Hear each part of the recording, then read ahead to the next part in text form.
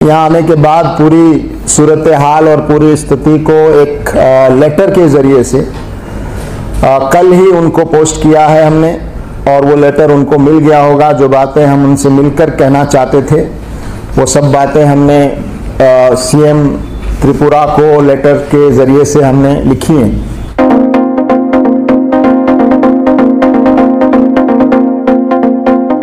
अस्सलाम आदाब।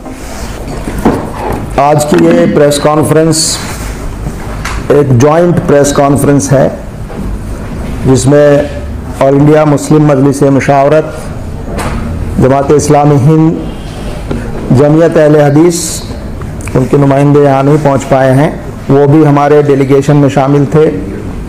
All India मिली council और त्रिपुरा से हमारे SIO स्टूडेंट इस्लामिक ऑर्गेनाइजेशन के वहाँ के प्रदेश अध्यक्ष शफीकुर रहमान इस डेलीगेशन में शामिल थे, और जमात इस्लामी हिंद आसाम और त्रिपुरा के इंचार्ज नूरुल इस्लाम मज़हर भुइया वो भी इस डेलीगेशन का पार्ट थे। इसी तरह से नॉर्थ ईस्ट अमारत शरिया के ज़िम्मेदार मौलाना फरीदुद्दीन कासमी साहब वो भी इस डेलीगेशन का पार्ट थे। तो ये एक बहुत बड़ा डेलीगेशन, और दिल्ली से हम लोग 6 लोग गए थे और वहाँ से और 3-4 लोग शरीक हुए, और हमने 3 दिन पूरा वहाँ के जो अफेक्टेड एरियाज़ थे उनका दौरा किया और उन तमाम जगहों को देखा जहाँ मस्जिदों को नुकसान पहुंचाया गया, बिल्कुल रिमोट एरियाज़ में। और वहाँ जो मुस्लिम परिवार थे विक्टिम्स, उनसे हमने बात की, और उन गांवों के जो गैर मुस्लिम ज़िम्मेदार थे, समझदार लोग थे, वहाँ के पंच सरपंच, वो भी, उनसे भी हमारी मुलाकातें रही। और आखिर में हमने अगरतला में 2 नवंबर को प्रेस कॉन्फ्रेंस करके वहाँ की घटनाओं के बारे में प्रेस के माध्यम से हमने डिटेल्स को बताया। इस दौरान हमने इस बात की कोशिश की कि वहाँ के सीएम से हमारी मुलाकात हो ताकि ये सब बातें उनसे भी कही जा सकें, और उन्होंने क्या किया है, क्या एक्शन लिया है, उनका क्या व्यू है वो भी हम जान सकें। यहाँ जाने से पहले ही से हमने उनको एक लेटर के ज़रिए से इत्तला दी थी और कहा था कि हम आपसे मिलेंगे वहाँ आकर, लेकिन हमारी कोशिश के बावजूद बार बार सीएम की तरफ से ये तो कहा गया कि हम मैनेज कर रहे हैं सीएम से मुलाकात का, लेकिन आखिरी वक्त तक सीएम से मुलाकात कंफर्म नहीं हो सकी, जिसका हमें अफसोस है। और शायद उनको भी अफसोस करना चाहिए इस बात का कि दिल्ली राजधानी से डेलीगेशन आया और पूरे त्रिपुरा में घूमा और सीएम जो है उनसे मिलने का वक्त भी नहीं निकाल सके। हालांकि हमने यहाँ आने के बाद पूरी सूरत हाल और पूरी स्थिति को एक लेटर के ज़रिए से कल ही उनको पोस्ट किया है हमने, और वो लेटर उनको मिल गया होगा। जो बातें हम उनसे मिलकर कहना चाहते थे वो सब बातें हमने सीएम त्रिपुरा को लेटर के ज़रिए से हमने लिखी हैं। इसी तरह से हम चाहते थे कि वहाँ के पुलिस के आला अधिकारी DGP से हमारी मुलाकात हो, तो हमने कोशिश की, उनके ऑफिस से बराबर हमारी बात होती रही, लेकिन DGP भी आखिर तक समय नहीं निकाल सके हमसे मुलाकात का। अलबत्ता उनके एक IG का फ़ोन हमारे पास आखिरी वक्त में आया जब वहाँ से हम निकलने वाले थे। उस वक्त उन्होंने कहा कि DGP बिज़ी हैं और उनसे मुलाकात नहीं हो सकती, आप हमसे आकर मिल लीजिए। तो हमने उनका सिर्फ शुक्रिया अदा किया और कहा कि अब जो है काफ़ी देर हो चुकी है और हमें निकलना है। तो बहरहाल ये इसलिए भी बताना ज़रूरी था कि हमारा ये डेलीगेशन त्रिपुरा में हालात का जायज़ा लेने, वहाँ इनके कारणों को जानने, क्यों ये सब हुआ, सरकार का रवैया क्या था, पुलिस का रवैया क्या रहा, कहाँ सरकार और पुलिस नाकाम रही, ये सब जानने की, और कितना लोगों का नुकसान हुआ, क्यों किया गया। अभी हमारे मशावरत के सदर नवेद हामिद साहब ने आपको बहुत सारी डिटेल्स बताई हैं। एक ख़ास बात जो बताना चाहता हूँ वो ये कि इस पूरे मामले में ख़ास तौर से मस्जिदों को निशाना बनाया गया। आमतौर पे जब इस तरह के हमले होते हैं तो लोगों पर हमले होते हैं, घरों पर हमले होते हैं, लेकिन 10-12 दिन तक लगातार रिमोट एरियाज़ में जहाँ मस्जिदें हैं और मुसलमान उसके आसपास नहीं रहते, ऐसी मस्जिदों को एक के बाद एक 10 दिन तक लगातार ये घटनाएं होती रहीं और जैसा कि बताया गया 16 मस्जिदों पर अटैक किए गए, जिनमें से 4 मस्जिदों पर सबसे ज़्यादा नुकसान हुआ। उनको आग लगा दी गई और वो पूरी तरह से एक तरह से डिमोलिश हो गई, दोबारा वो शायद बनानी पड़ेंगी। उनमें से एक मस्जिद वो है जो CRPF के कैंप में थी। CRPF ने खुद वो मस्जिद बनवाई थी। मस्जिद भी, मंदिर भी, गुरुद्वारा भी, तीनों एक कैंपस में मौजूद हैं। और जो शरपसंद और जो इस तरह के लोग हैं नफरत फैलाने वाले, इन लोगों ने CRPF की उस मस्जिद को पूरी तरह ख़त्म कर दिया। वहाँ अभी भी बोर्ड लगा हुआ है, established bye CRPF, 92 battalion CRPF। हाँ, तो ये अफसोस की बात है कि CRPF की तरफ से मस्जिद बनाई गई और बाद में जब CRPF का कैंप वहाँ नहीं था तो लोकल्स के उसको हवाले किया गया और वहाँ जुमे की नमाज पाबंदी के साथ होती थी। तो एक बात तो ये नोट करने की है कि मस्जिदों को टारगेट किया गया। आमतौर पे इस तरह के हमलों में जब हमले होते हैं तो लोगों के घरों पर, लोगों पर हमले होते हैं, जान और माल का नुकसान होता है, लेकिन यहाँ पर मस्जिद को टारगेट किया गया। और आप जानते हैं कि मस्जिद का ताल्लुक मुसलमान के लिए उससे कितना इमोशनल लगाव होता है। वो अपने लिए कुछ भी बर्दाश्त कर सकता है, लेकिन अगर उसकी इबादत गाह हो और इबादत गाह में जो मजहबी किताबें, कुरान, दूसरी चीज़ें रखी हैं, उनको अगर कोई बेहुरमती करे, उनका अपमान करे, तो वो उसके लिए बहुत ज़्यादा तकलीफ़ की बात होती। तो ऐसा लगा कि ये ताकतें प्रवोक करना चाहती हैं, ये ताकतें उकसाना चाहती थी मुसलमानों को, भड़काना चाहती थी कि उसके जवाब में मुसलमान कुछ करें। लेकिन हम मुबारकबाद देते हैं त्रिपुरा के मुसलमानों को कि उन्होंने बहुत हिम्मत से और सब्र के साथ उन्होंने इन चीज़ों को बर्दाश्त किया और वो किसी ऐसे कन्फ्रंटेशन का मौका वहाँ पर नहीं आने दिया। दूसरी बात जो बहुत अहम है हमारी निगाह में वो ये कि इन 8-10 दिनों में जो कुछ होता रहा, वहाँ की सरकार और वहाँ की पुलिस बराबर इस बात को छुपाती रही कि वहाँ कुछ हो रहा है। वहाँ की सरकार और पुलिस बार बार ये कहती रही कि वहाँ सब नॉर्मल है, वहाँ कुछ नहीं हुआ है, और लोग बिला वजह अफवाहें फैला रहे हैं। तो ये बहुत ख़तरनाक बात है कि सरकार उन घटनाओं को सामने आने नहीं देना चाह रही थी और उनको छुपाने की पूरी कोशिश हो रही थी। आखिर 8-10 दिन के बाद सरकार को ये मानना पड़ा कि वहाँ वायलेंस हुआ है। 8-10 दिन तक जो है सरकार यही कहती रही यहाँ सब नॉर्मल है, यहाँ कोई वायलेंस नहीं हुआ है, कोई मस्जिद नहीं जली है, कुछ नहीं हुआ है। और जैसा कि बताया गया कि ये घटनाएं 19 अक्टूबर से शुरू हुई। पहली घटना 19 अक्टूबर को हुई और उसके बाद 26 अक्टूबर को ये जो पानी सागर, जो नॉर्थ त्रिपुरा का ज़िला है, पानी सागर धर्मनगर उसका हेडक्वार्टर है, वहाँ पर एक जुलूस ने जिस तरह से तबाही की, वहाँ पर 11 दुकानों को निशाना बनाया, 4 दुकानें पूरी तरह जला दी गईं और एक मस्जिद जो रोड पर थी उसको बहुत ज़्यादा नुकसान पहुंचाया। एक और मस्जिद की तरफ जुलूस बढ़ रहा था, लेकिन वहाँ मुसलमान मौजूद थे, अपने आप को वहाँ उन्होंने महफूज मस्जिद को बचाने के लिए वहाँ पहुँच गए थे। तो उस तरफ फिर जुलूस वापस वहाँ से हो लिया, वहाँ उस मस्जिद तक नहीं पहुँचा, वरना शायद उस मस्जिद को भी वो निशाना बनाते। अफसोस की बात यह है कि अभी ज़रूर हम जब वहाँ से लौटे और कल परसों वहाँ से मालूम हुआ कि इन मामलात में 6 लोगों को अरेस्ट किया गया है। 11 FIR दर्ज हुई हैं पुलिस के मुताबिक, 6 लोगों को अरेस्ट किया है।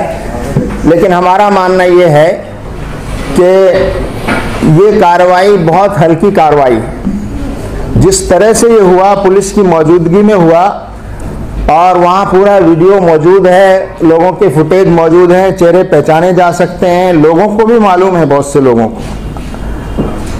और पुलिस जो है खामोशी के साथ ये देखती रही, तो हम समझते हैं कि सिर्फ वो लोग जिम्मेदार नहीं है, सिर्फ उनको सजा नहीं मिलनी चाहिए जिन्होंने ये सब किया, बल्कि जो पुलिस के ऑफिसर वहाँ जिम्मेदार थे, उन ऑफिसर्स के खिलाफ भी डिपार्टमेंटल इंक्वायरी होनी चाहिए और जो जिम्मेदार दोषी अफसर हैं उन अफसरों के खिलाफ कार्रवाई होनी चाहिए। ये बात हमने CM के लेटर में भी लिखी है और आपके माध्यम से हम फिर से ये डिमांड दोहराना चाहते हैं कि सिर्फ क्रिमिनल्स पर कार्रवाई न हो, जो जुलूस ऑर्गेनाइज करने वाले थे उनके खिलाफ भी हो, जिन्होंने ये घटनाएं अंजाम दी उनके खिलाफ भी सख्त कार्रवाइयाँ हों और उन पुलिस अफसरों के खिलाफ भी कार्रवाइयाँ हों जो पुलिस अफसर वहाँ लॉ एंड ऑर्डर मेंटेन करने के लिए जिम्मेदार थे। एक और बात जो हम आपके माध्यम से कहना चाहते हैं, सरकार ने बहुत कम मुआवजे दिए हैं। हम डिमांड करते हैं कि उनको पूरा मुआवजा दिया जाना चाहिए। कई लोगों का 10 लाख 15 लाख का भी नुकसान हुआ है, 18 लाख 20 लाख तक भी, तो उसका पूरा सर्वे करके और वो होना चाहिए नुकसान। दूसरा ये कि हम तमाम मस्जिदें जिनको नुकसान पहुंचाया है उन मस्जिदों को रिपेयर कराने की जिम्मेदारी भी सरकार की है, वो सरकार भी कराए। यकीनन हम लोग भी करेंगे और तंजीमें भी करेंगी, लेकिन सरकार की बुनियादी जिम्मेदारी है कि वो उनको रिपेयर कराए। एक और बात जो मैं कहना जरूरी समझता हूँ वो ये कि ये घटनाएं कोई अचानक नहीं हुई, इसके लिए पूरा माहौल तैयार किया गया, नफरत फैलाई गई, हेट कैंपेन चलाई गई और बांग्लादेश की घटनाओं को बहाना बनाकर पूरे माहौल को खराब करने की कोशिश की गई। पुलिस को, इंटेलिजेंस को ये सब बातें मालूम थी और इस हेट कैंपेन को रोकना चाहिए था और ये जब नफरत फैला रहे थे, माहौल को गर्म कर रहे थे, उस वक्त पुलिस को ऐसे लोगों के खिलाफ कार्रवाई करनी चाहिए थी। अफसोस की बात यह है कि पुलिस ने उन लोगों के खिलाफ कार्रवाई करने के बजाय मस्जिदों को नुकसान पहुंचाने और आग लगाने, दुकानों को आग लगाने वालों के खिलाफ सख्त कार्रवाई करने के बजाय, पुलिस अफसरों को सजा देने के बजाय उन्होंने सोशल मीडिया में जो लोग एक्टिव थे या सोशल मीडिया के जरिए से जो लोग इन चीज़ों को पहुंचा रहे थे, जिन पर ये इल्ज़ाम लगाया गया कि उन्होंने गलत बातें फैलाई और उन्होंने माहौल ख़राब किया। और आप देखिए कि 2 लोगों को उन्होंने बाकायदा UAPA का नोटिस भी जारी किया और 100 से ज़्यादा लोगों की एक लिस्ट जो है FIR के ज़रिए से जारी की गई है, जिन्होंने जिनके खिलाफ सोशल मीडिया में गलत बातें, रूमर्स फैलाने का इल्ज़ाम लगाकर और उनके खिलाफ कार्रवाई करने की। यानी आप कार्रवाइयाँ भी नहीं कर रहे हैं, उल्टा जो लोग आपकी इन कमज़ोरियों को एक्सपोज करना चाहते हैं कर रहे हैं। और जो आपके रिपोर्टर्स हैं, फैक्ट फाइंडिंग टीम के लोग थे, जो एडवोकेट्स थे, जो यहाँ से दिल्ली से एडवोकेट्स की एक टीम गई थी, फैक्ट फाइंडिंग के लिए गई थी, उनके भी 2 लोगों के खिलाफ UAPA के नोटिस जारी किए गए। तो सरकार बजाय इसके कि कल्प्रिट्स पर, क्रिमिनल्स पर कानून हाथ में लेने वालों के खिलाफ सख्त कार्रवाई करे और अपनी गलती को माने, वो इन आवाज़ों को भी दबाने की कोशिश कर रही है। ये एक बहुत ही ख़तरनाक बात है। मैं अपनी बात को ये कहते हुए ख़त्म करना चाहता हूँ कि वहाँ के हिंदू आवाम ने इन सांप्रदायिक और फासिस्ट ताकतों का जो त्रिपुरा में कुछ ज़्यादा बड़ा करना चाहते थे, उनका साथ नहीं दिया। ये एक अच्छी बात है। और दूसरा ये कि मुसलमानों ने बहुत धैर्य के साथ और सब्र के साथ हालात को काबू में रखा और आपस में कोई कन्फ्रंटेशन नहीं हुआ और हमें इत्मीनान है इस बात का कि वहाँ कोई जानी नुकसान नहीं हुआ और कोई इस तरह की चीज़ नहीं आई।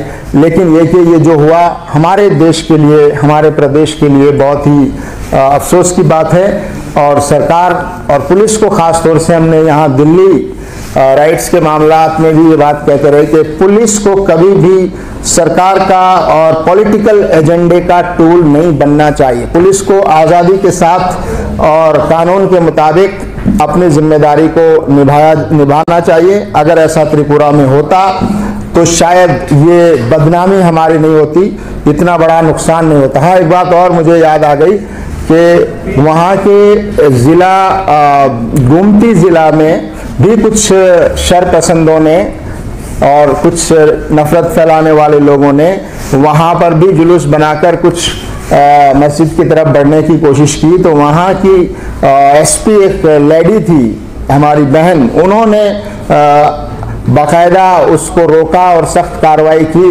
और वहाँ कोई ऐसी घटना उन्होंने नहीं होने दी। तो जब ये मिसाल मौजूद है जिसकी हम अप्रिशिएशन करते हैं, जिसको हम अच्छा समझते हैं, तो आखिर पानी सागर में और पूरे 4 ज़िलों में, 8 में से 4 ज़िलों में जो 16 मस्जिदों को शरपसंदों ने नुकसान पहुंचाया, आखिर पुलिस वहां क्यों नहीं कार्रवाई कर रही है? तो हम सब जानते हैं कि पुलिस अपराधियों को पकड़ने के बजाय ऐसा लगता है कि अपराधियों को बचाने और जो लोग सरकार की कमियों और कमजोरियों को उजागर करने की कोशिश कर रहे हैं, चाहे वो मीडिया के लोग हों, फैक्ट फाइंडिंग की टीमें हों, उनको मुख्तलिफ झूठे केसेस में उनको फंसाने की और उन पर इस तरह का दबाव बनाने की कोशिश कर रहे हैं और आवाज़ को दबाने की, खामोश करने की कोशिश कर रहे हैं। तो इन हालात में हम ये समझते हैं कि बहुत सी तंजीमें वहाँ गई हैं, हम लोग भी वहाँ गए थे। सरकार को तो अपनी जिम्मेदारी निभानी ही चाहिए और हम कोशिश करेंगे कि सरकार पूरा इसका कंपनसेशन दे और रिपेयर कराए, लोगों को पकड़े, लेकिन हम तंजीमें भी वहाँ जो कुछ मदद कर सकते हैं लोगों की वो ज़रूर करेंगे।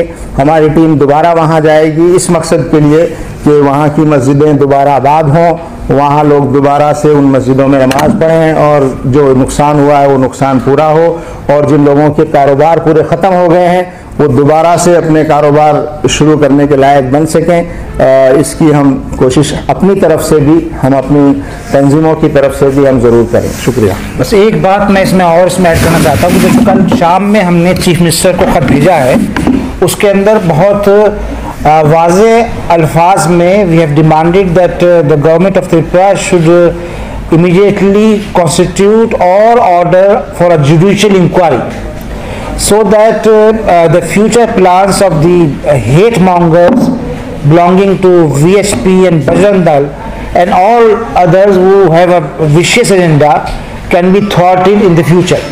और दूसरी बात हमने उसमें ये बात कही है कि इस कमीशन का मैंडेट ये भी होना चाहिए कि पुलिस का रोल इस पूरे वायलेंस में क्या रहा है, इसकी पूरी तरह इंक्वायरी होनी चाहिए। और तीसरी बात जो हमने उसके अंदर लेटर के अंदर उसमें साफ तौर पे लिखी वो ये है कि the government should direct the police officers to stop harassing the journalists who are covering the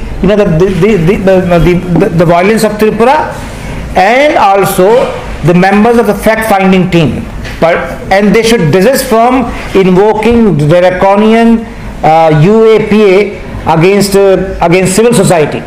उन्होंने जो 100 लोगों के लिस्ट बनाई है, सबको उन्होंने धमकी दे रहे हैं कि हम यूएपी के के तहत उनको हम गिरफ्तार करेंगे। और उसमें 2 जो लोग हैं, उसमें एक अंसार अंदौरी साहब हैं जो ह्यूमन राइट्स एडवोकेट हैं सुप्रीम कोर्ट के, दूसरे एडवोकेट मुकेश हैं जो PUCL से ये वाबस्ता है। इन दोनों के खिलाफ 10 तारीख को वहाँ पर हाजिर होने की और ना हाजिर होने पर UAPA के तहत उनको गिरफ्तार करने की जो धमकी दी है, ये मैं समझता हूँ कि ये फांसीवाद का एक खुली मिसाल है। और ये कानून को बालाए ताक रखकर ये इस तरह की धमकियां देकर और इस ड्रैकोनियन लॉ का दुरुपयोग करके ये मैसेज देना चाहते हैं कि कोई भी जो पॉइंट ऑफ डिसेंट है उसको बर्दाश्त नहीं किया जाएगा।